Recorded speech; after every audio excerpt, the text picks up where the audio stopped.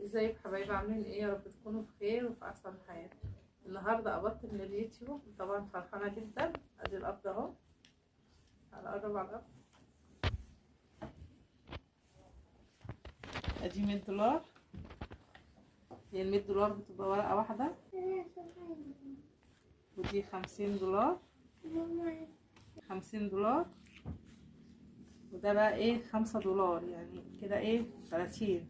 ادي 10 20 30، ادي كده 180 دولار امريكي. 180 دولار امريكي. طبعا احنا هنغيرهم بالمصري وايه، وهرجع لكم تاني ونشوف هنغيرهم بقد ايه، ونفرح كده مع بعض.